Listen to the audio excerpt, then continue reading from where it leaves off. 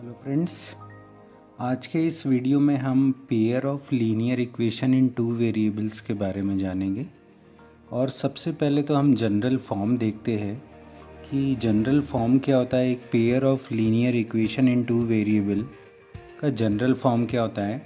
Friends, सबसे पहले हम दो लाइन का इक्वेशन लिखते हैं। दो लाइन की इक्वेशन डैट मीन्स एक जनरल फॉर्म लिखते हैं।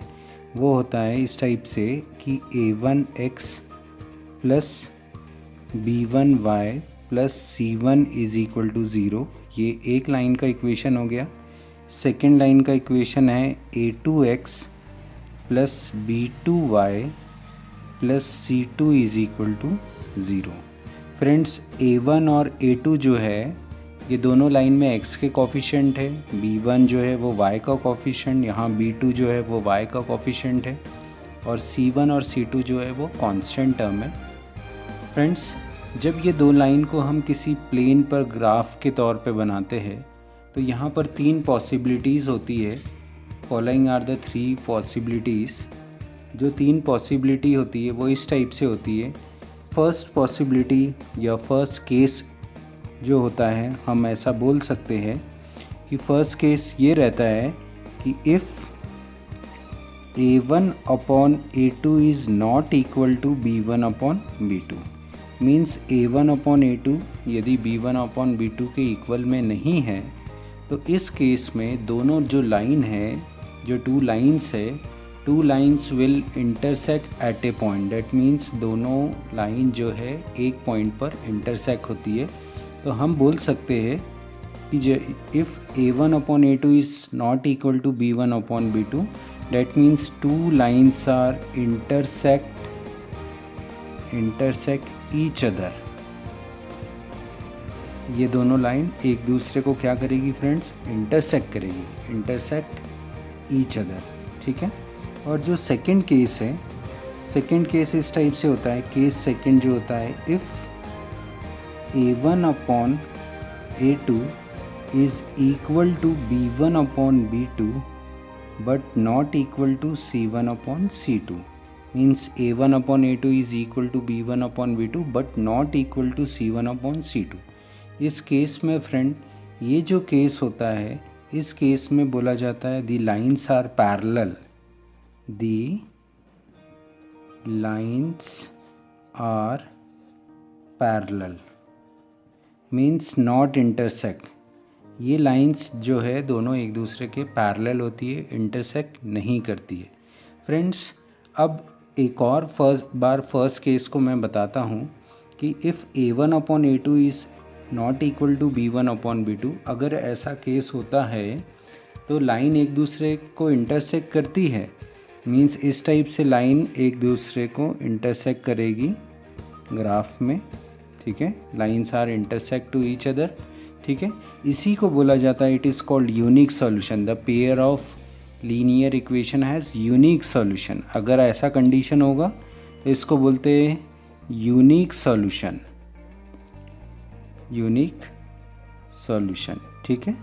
और अगर सेकंड वाला केस होता है, if a1 upon a2 is equal to b1 upon b2 but not equal to c1 upon c2, इस केस में जो दोनों लाइन होती है वो एक दूसरे के पैरेलल होती है। That means lines are parallel to each other.